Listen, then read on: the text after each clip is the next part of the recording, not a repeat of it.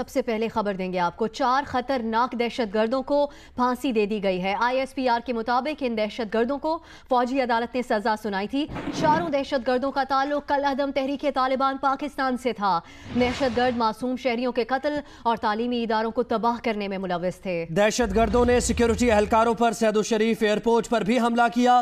پھانسی دیے جانے والے دہشت گردوں میں بخت امیر، اصغر خان، محمد نواز اور مشتاق احمد شامل ہیں۔ ISPR کا اس کے ساتھ ساتھ یہ بھی بتانا ہے کہ چاروں مجرموں نے میجسٹریٹ کے روبرو اپنے جرائم کا اعتراف کیا تھا۔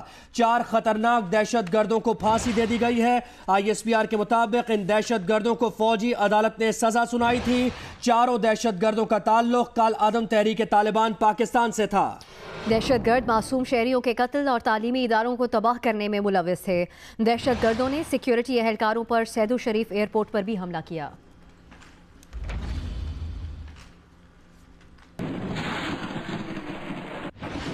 اہم خبر آپ کو دیں، بھارتی deputy high commissioner JP Singh کی دفتر خارجہ طلبی ہوئی ہے۔ ذرا یہ بتاتے ہیں طلبے کی وجہ۔ گزشتہ روز بھارتی فوج کی کنٹرول لائن پر بلا اشتعال فائرنگ تھی۔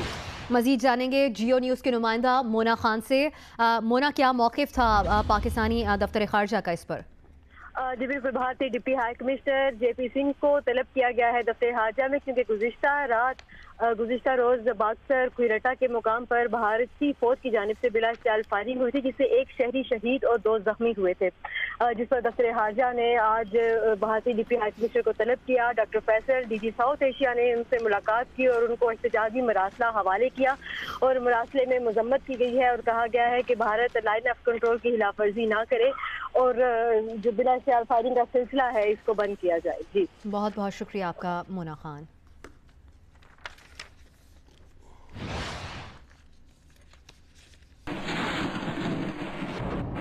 اور اب بات کریں گے کراچی میں پیش آئے دل دہلا دینے والی واردات کے حوالے سے۔ کراچی میں مسلح افراد نے گھر میں گھس کر اہل خانہ پر فائرنگ کی۔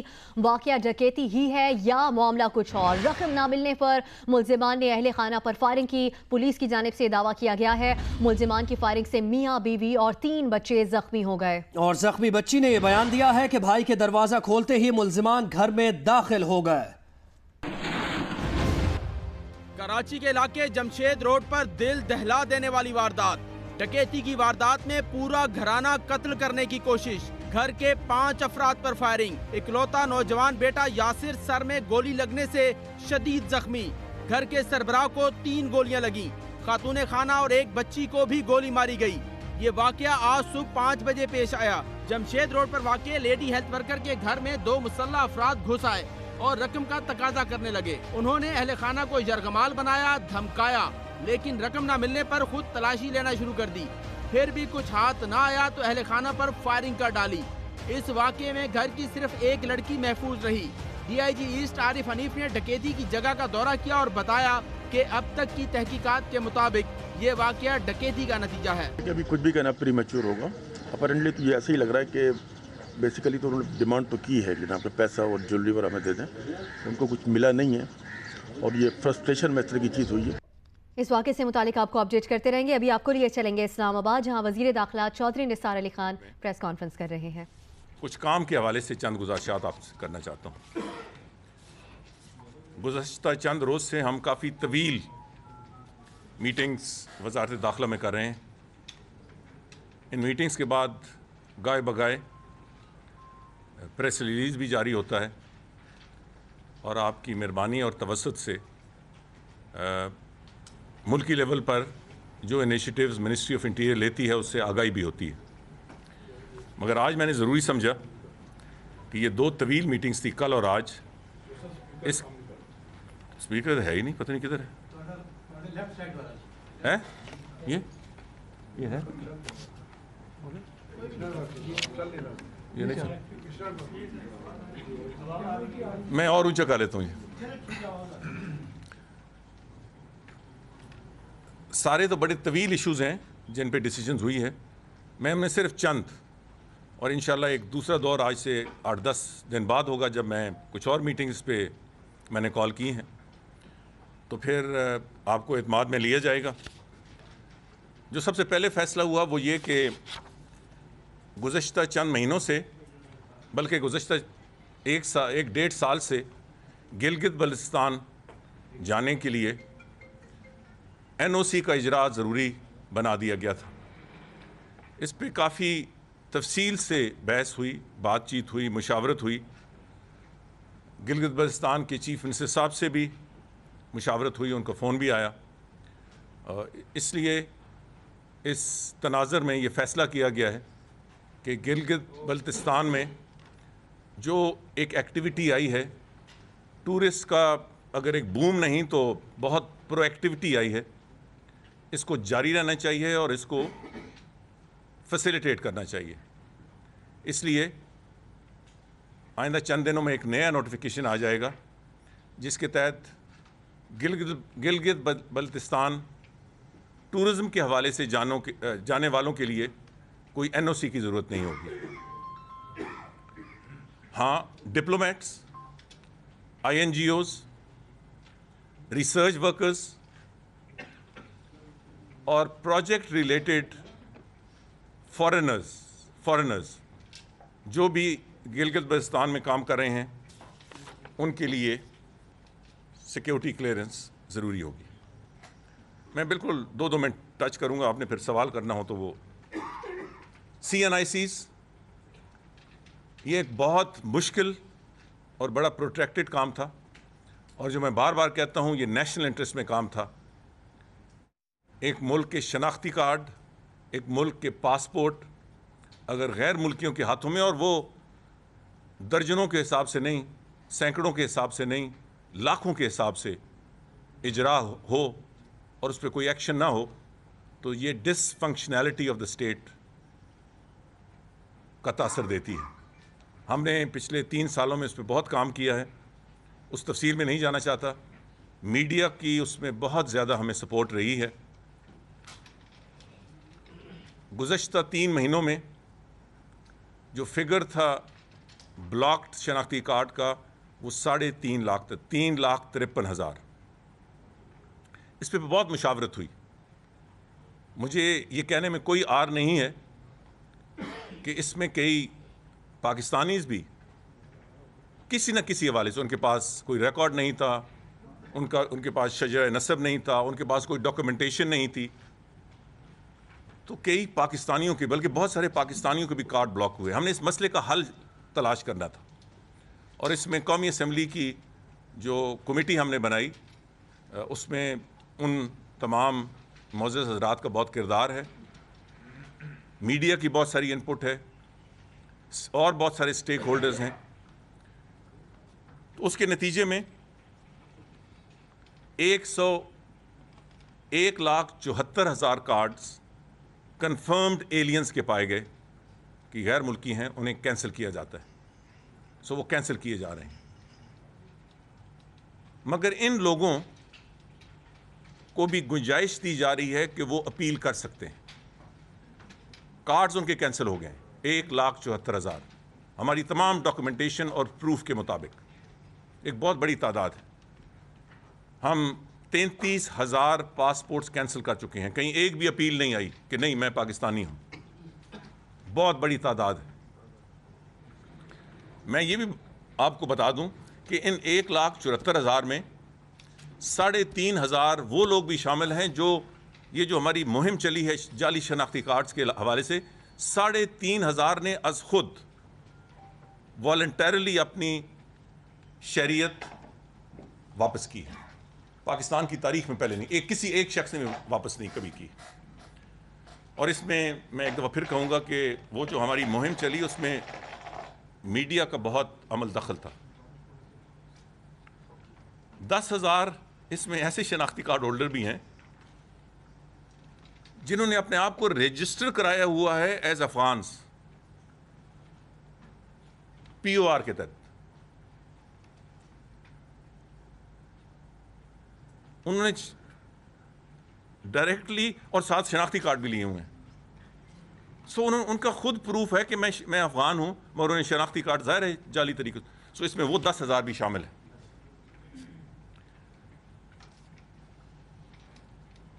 ایک 1,56,000 شناختی کارڈ اور 440 شناختی کارڈ بحال کیے جا رہے ٹیمپرریلی. ان 3,53,000 में, उनको टेम्परेरीली अनब्लॉक किया जा रहा है। और जो मैंने कहा है कि कोई भी डॉक्यूमेंटेशन उनके पास हो वो प्रूफ लेके आएं, उनके परमानेंटली अनब्लॉक किए जाएंगे। आज के बाद, और ये पॉलिसी डिसीजन है, किसी शख्स के बारे में शक हो या डॉक्यूमेंटेशन भी हो ब्लैक एंड वाइट, उसका कार्ड ब्लॉक नहीं किया जाएगा, पहले उसे नोटिस दिया जाएगा। ये जो हम साल से नादरा में चल रही थी, और मेरा ख्याल है कि ये मैंने एज मिनिस्टर फॉर इंटीरियर एक अपने लेवल पे कोशिश की है कि आइंदा ये शिकायत ना हो। सो आज से ये मुकम्मल पाबंदी है कि किसी के हवाले से डॉक्यूमेंटेशन भी है तो उसका कार्ड ब्लॉक न किया जाए, बल्कि उसको नोटिस दिया जाए और उसको मौका दिया जाए कि जो कुछ डॉक्यूमेंटेशन या प्रूफ नादरा के पास है उसको वो डिसप्रूव करे। सो एक तरफ हम बहुत होल हॉग जाली शनाख्ती कार्ड और जाली शरीयत, जाली पासपोर्ट्स के ख़िलाफ़ अपनी मुहिम जारी रखे हैं, मगर दूसरी तरफ जो तकालीफ या मुश्किलात या मसाइल सामने आ रहे हैं, हम उनको एड्रेस करने की भी पूरी कोशिश कर रहे हैं। मुझे बड़ी खुशी हुई कि आज से चंद महीने पहले एक फ़ैसला मैंने बतौर वज़ीर दाखिला लिया। मुझे कुछ रिपोर्ट्स आई कि ह्यूमन ऑर्गन ट्रांसप्लांट के हवाले से एक शेमफुल इंडस्ट्री कायम है पाकिस्तान में, और जो डिपार्टमेंट्स और जिन इदारों की जिम्मेवारी है या ज़िम्मेदारी है, शायद वो उस अंदाज से वो काम नहीं कर रहे। तो मैंने बड़ी एफर्ट्स के बाद इस जुर्म को FIA के स्केड्यूल में डलवाया हुकूमत की मंजूरी से, और पिछले चंद हफ्तों में इसमें बड़ी प्रोएक्टिव परफॉर्मेंस देखने में आई है। मैं तफसील इंशाल्लाह आइंदा 1-2 दिनों में दूंगा। कुछ मीडिया में वैसे भी आता है जब ये छापे लगते हैं, मगर जो चंद डॉक्टर्स, उनके फैसिलिटेटर्स, उनके फाइनेंसर को जो किरदार है वो शेमफुल है, वो तज़हीक है इंसानियत की, मगर इसमें जो पैसा है वो अनबिलीवेबल है, और वो पैसा बदकिस्मती से उससे नहीं लिया जा रहा जिससे वो तो बड़ा थोड़ा सा इसमें जो मिडल मैन है वो ले रहे थे, ये डॉक्टर्स ले रहे थे, और ये एक इंडस्ट्री थी। इसको हम बहुत प्रोएक्टिवली आगे बढ़ाएंगे, और आज से हम मूव कर रहे हैं एक और इशू, और वो है फूड एडल्ट्रेशन। इसको मैं चाहता हूं कि FIA के स्केड्यूल में शामिल हो। पहले मरहले में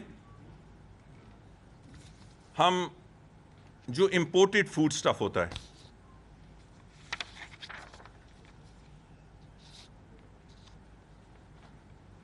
वो FIA की स्केड्यूल में शामिल करने लगते हैं। इसका है Pakistan standard quality control act. ये पाकिस्तान का कानून है। हम इसे बाकायदा आज से मूव कर रहे हैं हुकूमत पाकिस्तान को, लॉ डिवीज़न को, कि इसको FIA की स्केड्यूल में शामिल किया जाए।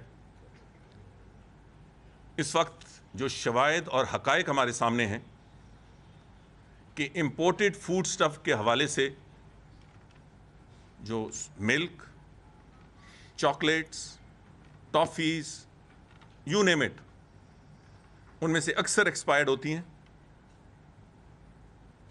उनमें से कई टॉक्सिक हैं, इतनी वो पुरानी हो गई हैं, और कहीं और इस्तेमाल वो पाकिस्तान भेज देते हैं। चेक करने वाले इदारे इसको चेक नहीं करते। ये पाकिस्तान के अवाम से एक दुश्मनी है, दुश्मनी से भी बढ़ के है, जानबूझकर, और इसको हम खुराक कहते हैं, फूड सब्सटेंसेस। तो इसको हम शामिल करेंगे और आप देखेंगे। मगर मैं ये चाहता हूँ कि बाकी इदारे अपना काम करें। ये सिर्फ import of food stuffs and distribution, हम फिलहाल से हमारी इस वक्त कैपेसिटी नहीं है। मैं FIA को इतना नहीं फैलाना चाहता जितनी उसकी कैपेसिटी नहीं है। FIA के अपने लिमिटेशंस हैं। तो डिस्ट्रीब्यूटर्स के हवाले से डिस्ट्रीब्यूटर्स की जिम्मेदारी होगी, और मैं आज से ये कह रहा हूँ कि कोई इंपोर्टेड फूड स्टफ आता है, ये इंपोर्टर्स की पहले जिम्मेदारी है, اور اس کے بعد ڈسٹریبیوٹر کی ذمہ داری ہے کہ وہ food stuff it's in millions of dollars, وہ اس پہ کوئی ہیلتھ ہیزرڈ نہ ہو، وہ ایکسپائرڈ نہ ہو،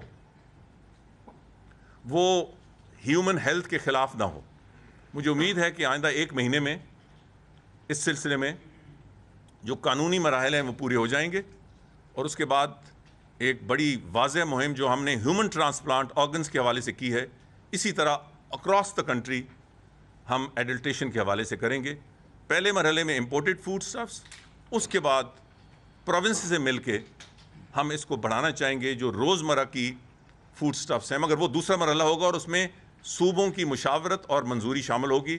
ہم کوئی صوبہ نہیں چاہے گا تو ظاہر ہے کہ ہم زبردستی تو نہیں کر سکتے، مگر یہ عوام کی صحت کا مسئلہ ہے۔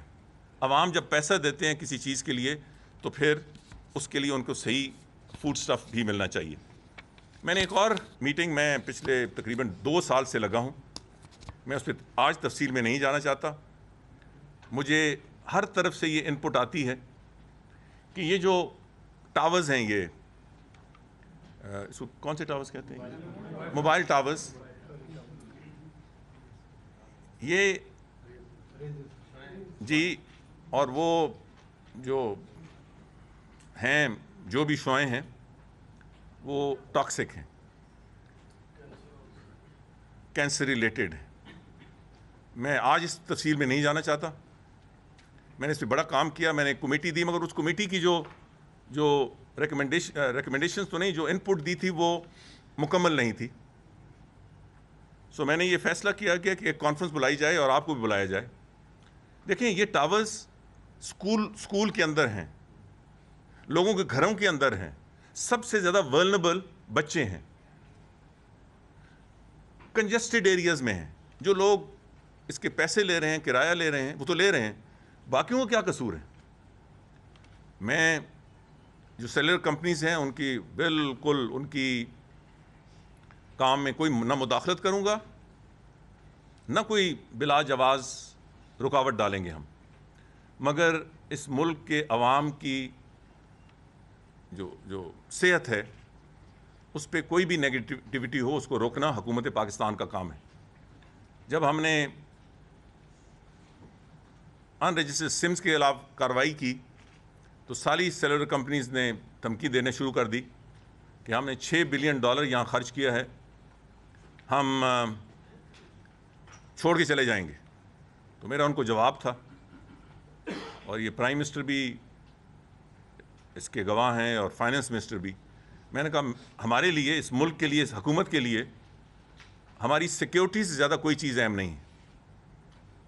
وہی ہوا، پھر 9 کروڑ سمز، ان ویریفائڈ سمز کینسل ہوئیں، کسی کے کاروبار پہ کوئی قدغن بھی نہیں لگی، اور آج الحمدللہ 2 سال ہونے لگے۔ 7 سال سے معاملہ لٹکا ہوا تھا، 3 مہینے میں اللہ تعالیٰ کے کرم سے ہم نے اس پہ عمل درآمد کرایا، اور آج تقریباً 1.5 پونے 2 سال ہو چکے ہیں، کوئی کسی ان رجسٹرڈ سم کے حوالے سے کوئی ٹیررسٹ ایکٹیویٹی کی کوئی شکایت نہیں آئی۔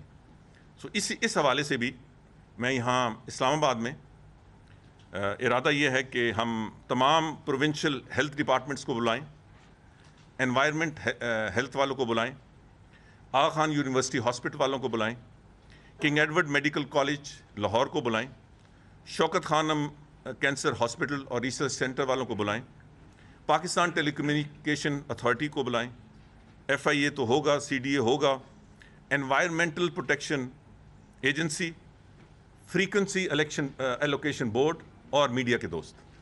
آپ کے سامنے یہ ساری، اس کو ایک سیمینار کی ہم شکل دیں گے، اور اس کو ہم منتھ کی انجام تک پہنچائیں گے، اور اس کو بھی پھر ہم FIA کے اسکیڈول میں لے کے آئیں گے۔ خنانی اینڈ کالیا ایک اتنا بڑا کیس ہے جس کا کوئی حساب، مطلب اٹس انبلیویبل۔ مجھے بڑی کبھی افسوس ہوتا ہے کہ کئی دفعہ بڑی ان ایکوریٹ باتیں ہو جاتی ہیں۔ یہ 2004، 2005، 2006 کا کیس ہے۔ 2007 پہ اس پہ حکومت پاکستان نے کارروائی شروع کی، اور پھر چوروں سے مل کے اس کارروائی کو ختم بھی کر دیا. ریکارڈ بھی غائب اور ایکویٹل بھی ہو گئی سب کی. امریکہ میں جا کے یہ پکڑے گئے, یہاں آ کے they were acquitted. جب امریکہ میں الطاف کو سزا ہوئی تو میں نے اس کا نوٹس لیا. یہ میرے دور کا کیس نہیں ہے. کہا گیا تھا کہ ایک ایڈیٹوریل میں آیا کہ پریویس انٹیریئر منسٹر نے بھی ٹال کلیمز کی اور میں نے بھی کی. میں نے کوئی ٹال کلیمز نہیں کی, اگر کوئی ہیں تو مجھے بتائیں. میں نے اس کو ریوائیو کیا اس کیس کو, اور جب میں نے پہلے ریوائیو کیا تو مجھے بتایا گیا کہ اس کو کوئی پروف نہیں ہے, سب پروف ڈسٹروائے ہو چکا ہے. میں نے ایک نئی ٹیم کانسٹیٹیوٹ کی اور بہت سارا پرانا کیس کہاں سے نکالا ہے وہ فی الحال میں نہیں بتا سکتا. جب یہ چیز سامنے آئے گی تو پھر آپ کو بتاؤں گا. صرف 2005 سے لے کر 2008 تک, اور میں یہ بھی بتاؤں کہ یہ کیس کورٹ میں اکوٹ ہو چکا ہے. ہم نے ایک اور اینگل سے, کیونکہ پھر ہمارے پہ الزام لگا ڈبل جیپٹی کہ جی 2008 میں یہ کیس تو ڈیسائیڈ ہو چکا ہے اور اکوٹ ہو چکا ہے, تو یہ دوسری دفعہ کیس کس طرح. تو ہم نے اسے ایک اور اینگل سے, جو لوگ ڈیفراڈ ہوئے ہیں ان کی طرف سے, صرف 2005 سے 2008 تک 100 بلین روپیز, 100 ارب روپیہ پاکستان سے باہر نکالا گیا through one G entity. Thank you. اور کتنی ہیں اس کے علاوہ ہیں. ہم نے ایف بی آئی کو اس میں فائنینشیل اسسٹنس کے لیے لکھا ہے, یو ایس اے. ہم نے نیشنل کرائمز ایجنسی برطانیہ کو لکھا ہے اور ہم اس کو فالو اپ کر رہے ہیں. ہم نے یہاں بہت سی, اور out of nowhere F I A نے 14 لاکھ ٹرانزیکشنز کا پروف نکالا ہے. 14 لاکھ صرف 3 سالوں کا. یہ جو بہت سارا اور نکلنا ہے, اور اس میں جو سینٹرل اینٹیٹی ہے باہر کی, وہ الزرونی کمپنی ہے بیسڈ ان دبئی, ان کو بھی ہم لکھ رہے ہیں. تو اس پہ کافی پیش رفت ہوئی ہے. کام بہت ٹائم کنزیومنگ ہے, بڑا اس پہ کام کی ضرورت ہے, مگر بہت سارا پروگرس ہو چکا ہے. انشاءاللہ تعالی آئندہ بھی اس پہ مزید پروگرس ہوگا.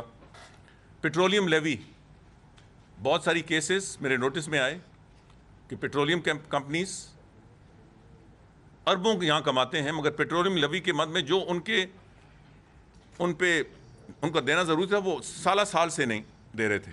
ایف آئی اے کو انوالو کیا.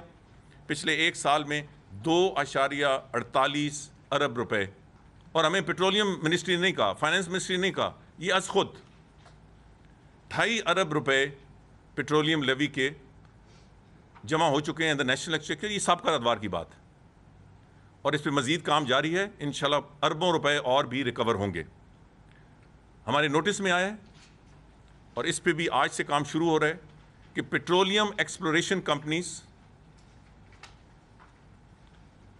جب وہ اجازت انہیں چاہیے ہوتی ہے ایکسپلوریٹری ویلز کی انوگریشن کی, میں اس کی تفصیل فی الحال نہیں جانا چاہتا, آج ہی اس کا فیصلہ ہوا ہے, اس پہ اربوں ڈالرز کی ہیرا پھیری ہے.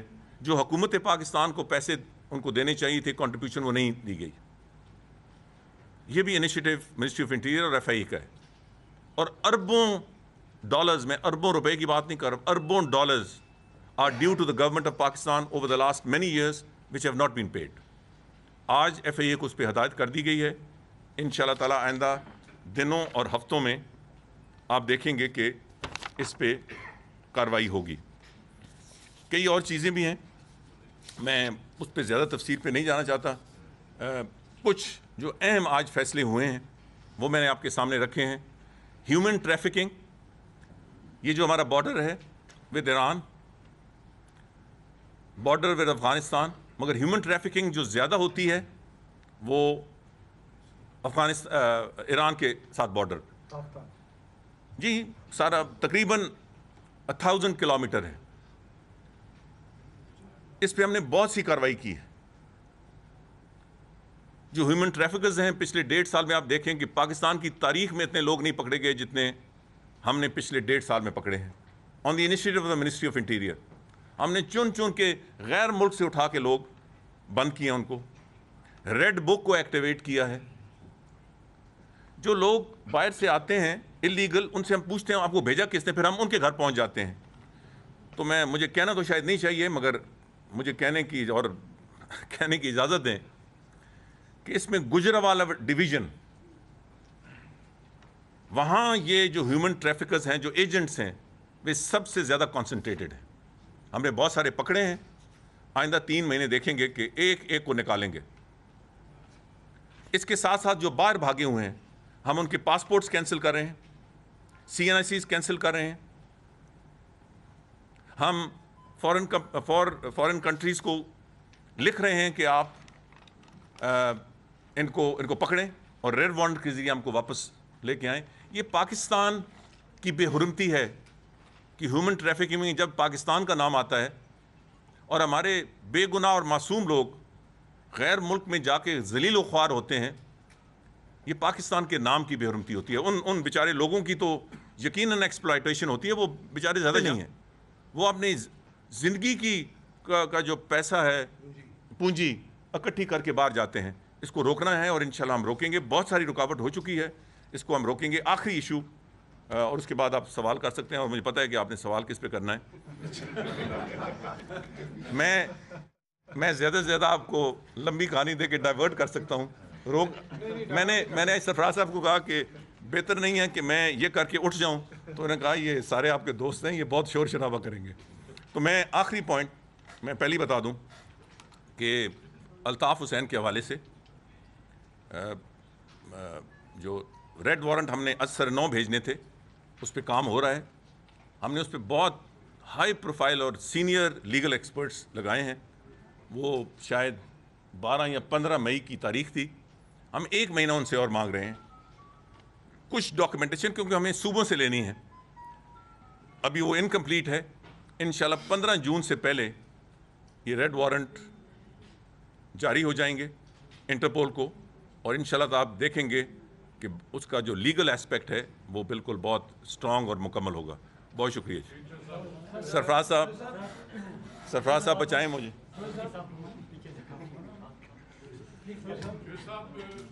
مہربانی.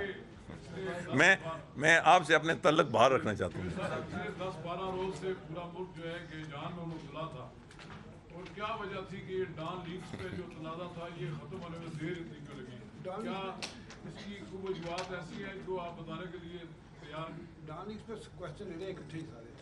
چلے ڈان لیگز پہ سارے کوشچن. اب پین دو پین دو. جی بولیں ٹائم بہت تھوڑا ہے. چوہدری صاحب، یہ مطالبہ کیا گیا ہے لیڈر آف اپوزیشن کی طرف سے کہ جو اوریجنل رپورٹ ہے وہ سبمٹ کی جائے پارلیمنٹ میں. کیا آپ سمجھتے ہیں کہ یہ ڈیمانڈ جو ہے یہ جسٹیفائیبل ہے؟ ٹھیک ہے جی. اور اس سے چونکہ میرا دوسرا یہ آپ نے FIR کے اسکوپ کو بڑھا رہے ہیں کہ یہیں آپ اس کا نارمل کلیچر چینج کر کے FSF تو نہیں بنانے کا ارادہ؟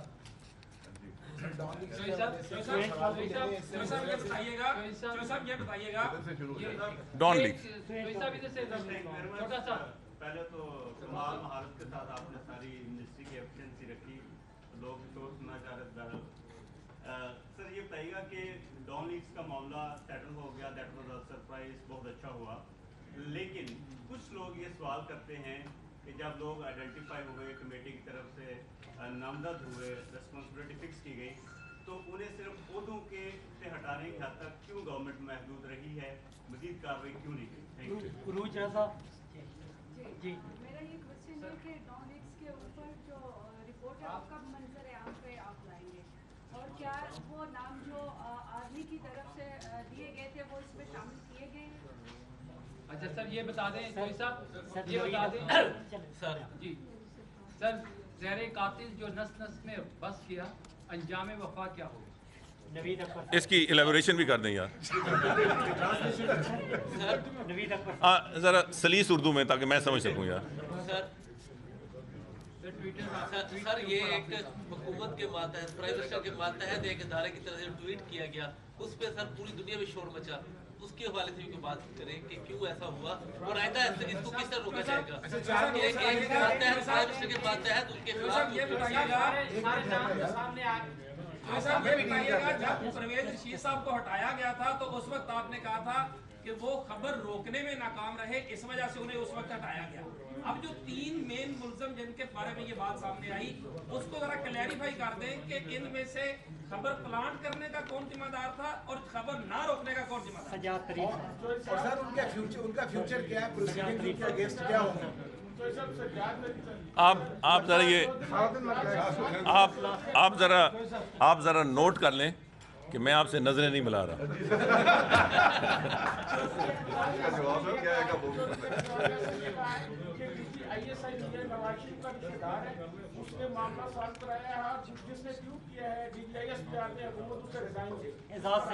ये किसने कहा है?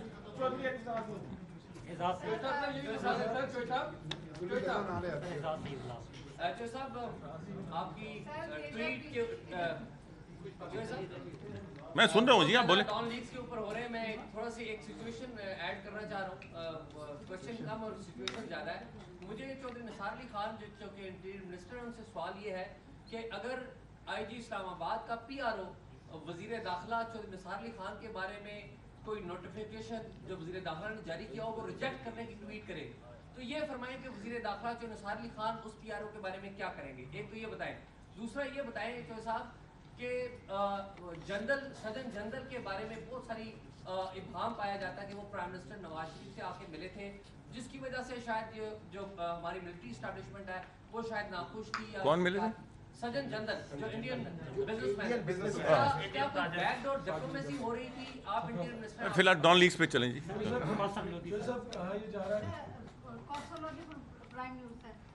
सर आपने बड़ी अच्छी अपनी उसकी मिनिस्ट्री के बारे में बताया सारा कुछ, वो बड़े इंपॉर्टेंट इश्यूज थे, खासतौर पे फूड वाला और दूसरे सारे। सर डॉन लीग्स के बारे में लोगों को बहुत ज़्यादा तजस्सुस है, हर बंदा पूछता है कि जब राइटर को लिखने वाला को कुछ नहीं हुआ, जब शाया करने वाली अखबार को कुछ नहीं हुआ, तो फिर PIO को किस जुर्म की सजा मिली और बाकी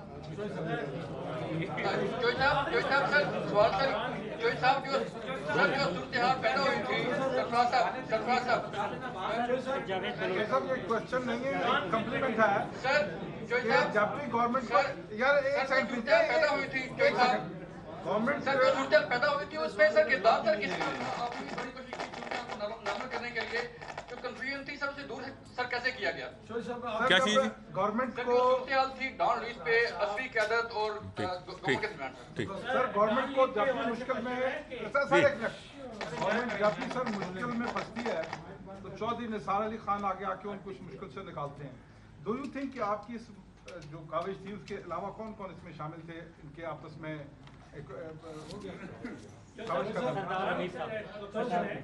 सर कौमी सलामती के हवाले से क्या मामला है? चौधरी साहब ये मतलब कोई शक नहीं है, इनकी बात को मैं आगे बढ़ा रहा हूँ। आपकी मुसलसल मीटिंग हो रही है और यकीनन मुश्किल में थी, मैं सुन रहा हूँ, डॉन लीग से बढ़ाया इशू था। तो सर पहली बार किसी अस्करी अदारे ने जो है अपना ट्वीट वापस लिया है, ये यकीनन सिविल गवर्नमेंट की जीत है और इसमें आपको अप्रिशिएट करते हैं। इसमें बताएंगे क्या अब आइंदा जो आने वाले दिनों में सिविल और मिलिट्री रिलेशन जो है वो कैसे रहे?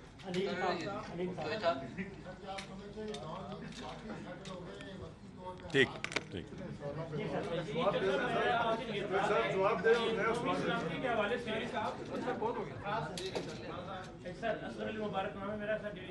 इनसे इतने सवाल कराएं कि ये थक जाएंगे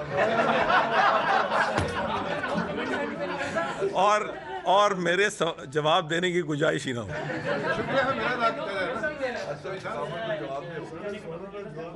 के हवाले से ये कहा गया था कि ये कौमी सलामती के ऊपर ये जो है ज़रबकारी है, तो इस हवाले से जो भी मामला तय किए जा रहे हैं क्या उन जो उसमें किरदार थे उनको माफ कर? मैं समझ गया ये समझते किसी के हाथ में है कि डॉन लीग्स के इस इंतहाई अहम इशू के ऊपर 7 माह लगे, आपकी गुफ्तगू बार बार चैनल ने दिखाई कि जी 1 हफ्ते में रिपोर्ट आ रही है, 2 हफ्ते में रिपोर्ट आ रही है, तो जो 7 माह लगे हैं ये 2-3 हफ्तों में काम खत्म नहीं हो सकता। एक मैं इससे पहले के जवाब एक मिनट मेरे भाई, इससे पहले मैं जवाब दूं, ये आप निकालें यार, ये कहाँ से निकाल लिया कि मैंने कहा कि 1 हफ्ते या 2 हफ्ते निकालें और मुझसे शेयर करें और उसकी हम तशहीर करेंगे। Don't quote me out of context जी, और मेरे सामने खड़े हो गए तो ना मुझे गलत कोट करें ना यार। भाई साहब ये बता दें कि जिस दिन फवाद ने वो जो सिफारिशात के तहत हुक्मनामा जारी किया था, आपने ये कहा था कि वो मजाज ही नहीं है कि वो जारी करें, ये मिनिस्ट्री ऑफ इंटीरियर करेगी। उस नोटिफिकेशन में और अब जो नोटिफिकेशन जारी हुआ है, तो सिर्फ परवेज रशीद साहब का नाम ऐड करना था या कुछ और भी? शुक्रिया जी।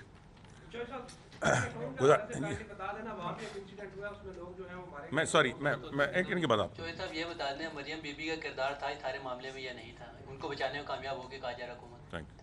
बैरिया टाउन में एक वाकया हुआ, उसमें कुछ लोग जो है उनकी जान गई और सैकड़ों लोग जख्मी हुए थे, उसकी अभी तक एफआईआर नहीं भी हवाले से पहले। बहुत शुक्रिया। मैं माज़रत चाहता हूँ कि कुछ और दोस्त भी, वरना मैं सुनता जाता, मुझे तो कोई प्रॉब्लम नहीं था, मगर जिस तरह डॉन लीक्स का मसला बहुत तवालत पकड़ गया, ऐसी आपके सवालों का सिलसिला भी, तो आपके सवालों पे 20 मिनट लगे, तो मुझे जवाब देने में तो 1 घंटा लगेगा इंशाल्लाह।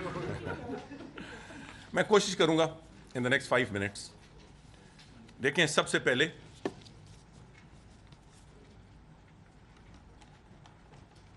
तो हकाइक भी हम सब बात करें। ये इतना बड़ा मसला नहीं था जितना बना दिया गया, और हुकूमत को अगर कुछ छुपाना होता तो पहले एक कमेटी, उसके बाद एक बड़ी कमीशन बनाया गया, और इस कमीशन में तमाम स्टेक होल्डर्स मौजूद थे, सारे बाइज्जत और सीनियर लोग थे। आप लोग एक इंतहाई अहम पिलर हैं ऑफ द स्टेट। खुदा के लिए चंद चीज़ें अपने प्रोफेशन की जिम्मेदारियां बजा लाते हुए उसको सामने रखें। सिविल मिलिट्री रिलेशंस का तमाशा नहीं लगाना चाहिए। सिविल मिलिट्री रिलेशंस एक सेंसिटिव सब्जेक्ट है, सिर्फ पाकिस्तान में नहीं, दुनिया में। सिविल मिलिट्री रिलेशंस पे सियासत नहीं होनी चाहिए, कहीं नहीं होती, सिर्फ पाकिस्तान में होती है। पाकिस्तान में बहुत मसाइल और मुश्किलात हैं, अवाम को मुश्किलात हैं, मुल्क को मसाइल को अवाम को और मुल्क दोनों को मसाइल और मुश्किलात हैं। उस पे सियासत करें, उस पे बयानबाजी करें। सिविल और मिलिट्री के जो तल्लुकात हैं उसका तनाज़ुर सियासी नहीं है, उसका तनाज़ुर कौमी है। ये इंतहाई हिसास एरिया है, उस पे न ही हैजान अंगेज़ी की ज़रूरत है, न ही बिला जवाज़ इज़हार ख्याल की ज़रूरत है, और न ही ड्रामाबाजी की ज़रूरत है।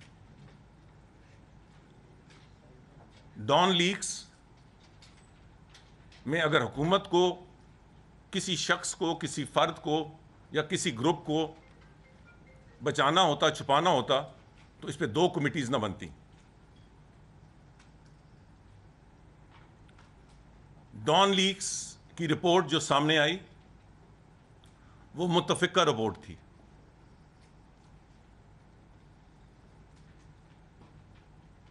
मुकम्मल कंसेंसस था। जब वो उसका ऐलान होने लगा तो कुछ थोड़े बहुत मसले आए। वो मसले प्रोसीजरल थे। जो ऑर्डर पीएम ऑफिस से निकला वो पीएम ऑफिस ऑर्डर था तमाम मिनिस्ट्रीज को। उसकी तशहीर नहीं होनी चाहिए। जब उसकी तशहीर हुई तो एक गलत फहमी पैदा हुई, और फिर गलतफहमी के बाद उस गलतफहमी में मज़ीद इजाफा हुआ। कल उसकी रेक्टिफिकेशन इस तरह हुई है कि जो नोटिफिकेशन मिनिस्ट्री ऑफ इंटीरियर को करना था वो मिनिस्ट्री ऑफ इंटीरियर ने किया, और वो मिनिस्ट्री ऑफ इंटीरियर का नोटिफिकेशन हूबहू वो था जो कमेटी की कंसेंसस रिपोर्ट थी ऑफ रिकमेंडेशंस। मैंने बार बार कहा है, डार साहब ने अपने एक इंटरव्यू में कहा है कि जो तमाम रिकमेंडेशंस हैं कमेटी के, وہ پبلک کیے جائیں گے. وہ کل پبلک ہو گئے. وہ وہی الفاظ ہیں جو کمیٹی نے یونینیمسلی حکومت کو ریکمینڈ کیے. اب اس میں کیا ہوا کیا نہیں ہوا, کس کی ذمہ داری زیادہ تھی کس کی کم تھی, یہ بحث تو ان اینڈنگ ہے. مگر حکومت کی اس سے زیادہ اور اس میں لارج ہارٹیڈنس, کمٹمنٹ اور ٹرانسپیرنسی کیا ہو سکتی ہے کہ ہم نے ایک اوپن اینڈڈ فل پاورڈ کمیٹی بنائی جس نے ایک ایک چیز, قوائف, شواہد, حقائق اس کمیٹی میں پیش کیے گئے. 7 مہینے اس کو لگے. اگر کسی لیول میں بھی حکومت نے انٹرونشن کی ہو کسی ایک شخص کے ساتھ, کسی حوالے سے بھی, ہمیں تو یہ بھی علم نہیں تھا کہ یہ رپورٹ آ کب رہی ہے, اس پہ کیوں نہیں فوکس کیا جاتا. جو غلط فہمی پیدا ہوئی جس دن پی ایم آفس سے ریفرنس آیا یا آرڈر آیا, وہ پروسیجرل تھی, سبسٹنس کی نہیں تھی. فوج یا فوجی قیادت بھی یہ چاہتی تھی کہ جو کنسنسس رپورٹ ہے ان کی ریکمنڈیشن ہو. میں اس سے پہلے پرائم منسٹر اعلان کر چکے تھے, ہدایت مجھے دے چکے تھے, میڈیا کے ذریعے وہ ہدایت پبلک ہو چکی تھی 3 دن پہلے. مجھے ہدایت یہ تھی کہ جو ریکمنڈیشنز اس کمیٹی کی ہیں ان کو منوان ان پہ عمل کیا جائے. اب میرا بطور وزیر داخلہ یہ کام نہیں ہے کہ میں جواب دوں کہ اس میں کون زیادہ ملوث تھا کون کم تھا, کس کی ذمہ داری تھی کسی کی نہیں تھی, کسی کو زیادہ سزا ہوئی کسی کو کم ہوئی. اور میں یہ بھی واضح کر دوں, اس پہ فوکس بڑے کم لوگوں کا, ہر کوئی سیاست کرتا ہے نا, بیان بازی کرتا ہے, جملہ بازی ہے کہ یہ انکوائری رپورٹ تھی, ایک انکوائری کمیٹی تھی. جو قوائف و شواہد تھے انہی کی بنیاد پر انہوں نے فیصلہ کرنا تھا اور انہوں نے فیصلہ کیا. اس پہ عمل آیا, اس پہ عمل ہوا, مکمل عمل ہوا. اور آج جو باقی 5 ہیں ان پہ بھی عمل ہو جائے گا انشاءاللہ. کچھ ہم نے خطوط لکھنے تھے وہ بھی ہو گیا ہے. یہ معاملہ اب ختم ہو چکا ہے اور اس پہ بیان بازی میرے لیے حیران کن ہی نہیں پریشان کن ہے کہ اور ایشوز ہیں یار, ان پہ بیان بازی کریں. جو کچھ آپ چاہتے تھے وہ حکومت نے کر گزری. Open commission, independent commission inquiry بنائی گئی جس میں تینوں انٹیلیجنس ایجنسیز کے سینئر نمائندے موجود تھے اور 7 مہینے کی تگ و دو کے بعد انہوں نے ایک فیصلہ کیا. So let it rest. کسی کو زیادہ سزا ہوئی کسی کو کم ہوئی, کسی کو سے ناانصافی ہوئی انصاف ہوا, نہ تو میں اس کا ذمہ دار ہوں اور نہ حکومت ذمہ دار ہے نہ کوئی اور ذمہ دار ہے. اس کی میرا خیال ہے کہ سارے بڑے سینئر لوگ تھے وہاں, ان کا ریکارڈ پبلک از وداؤٹ بلیمش, خواہ وہ سویلینز تھے خواہ وہ ملٹری سے تھے خواہ وہ انٹیلیجنس ایجنسی سے تھے. اب ہمیں آگے بڑھنا چاہیے. طرح طرح کی باتیں کی گئیں اور ٹوٹلی آؤٹ آف کانٹیکسٹ. اس تمام وقت میں کل D G I S P R نے کہا کہ ایک ماحول ایسے پیدا کیا گیا کہ فوج اور حکومت کوئی آمنے سامنے, ایسی کوئی صورتحال نہیں تھی. میں مشکور ہوں کہ آپ نے میرا نام لیا, اور لوگ بھی انوالو تھے. ملٹری لیڈرشپ سے ہماری انٹریکشن تھی, کوئی تلخی نہیں تھی, ایک دوسرے کوئی ناراضگی نہیں تھی. اور ایک میچور ڈیموکریٹک کنٹریز میں یہی ہونا چاہیے. بات چیت کا سلسلہ جاری رہا. میرا خیال ہے کہ there is something missing in the system. اگر کوئی غلطی ہو جائے, غلط فہمی ہو جائے, بلیٹنٹ قسم کا نقصان بھی ہو جائے تو اس کو مل بیٹھ کے حل نہ کیا جائے. تو یہ تلخی کہیں بھی نہیں تھی. اور جیسے میں نے کہا کہ اگر اختلاف رائے تھا, اور اختلاف رائے ہوتا ہے, اختلاف رائے سبسٹنس میں نہیں تھا, اختلاف رائے پروسیجرل تھا, اور وہ پروسیجرل کل دور ہو گیا ہے. میں روز اول سے کہتا رہا ہوں کہ منسٹری آف انٹیریئر, یہ میں نے نہیں کہا کہ رولز آف بزنس میں ہے کہ پی ایم آفس ان معاملات میں نہ نوٹیفیکیشن ان کے دائرے کار میں ہے نہ وہ جاری کرتا ہے. وہ ایک پی ایم آفس کا آرڈر تھا ٹو ویریس منسٹریز کہ عمل درآمد کے حوالے سے یہ اقدامات کیے جائیں.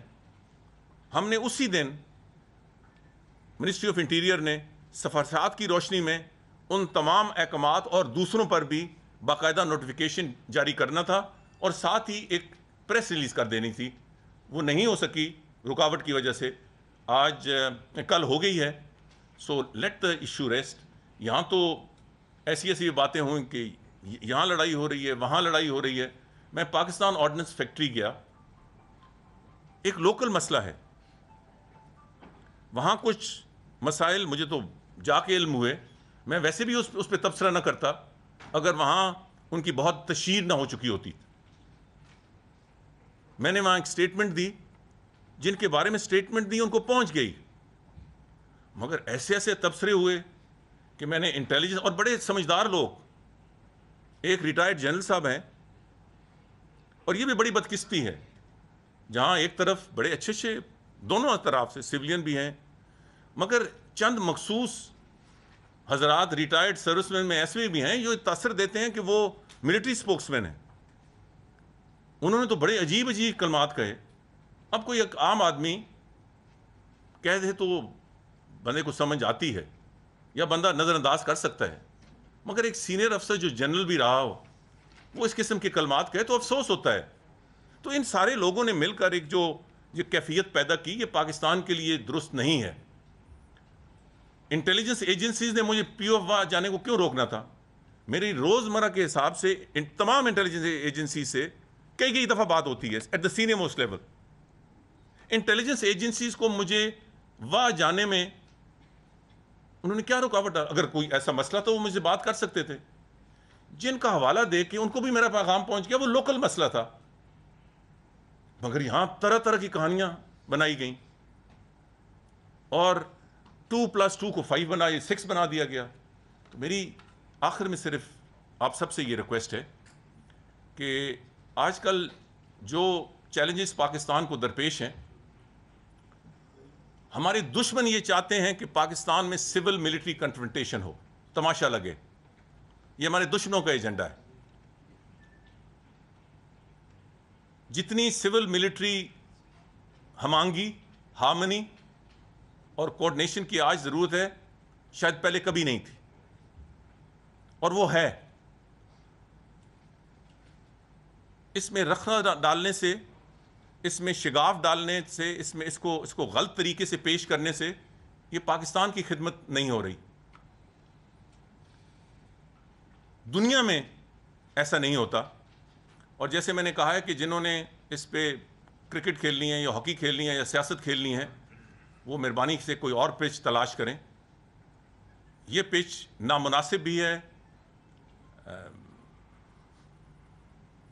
ارریلیونٹ بھی ہے, اور میرا خیال ہے کہ بہت بڑی زیادتی ہے, کیونکہ ہم پاکستان کے مفاد سے کھیل رہے ہیں, پاکستان کی سیکیورٹی سے کھیل رہے ہیں, انتہائی حساس معاملات سے کھیل رہے ہیں.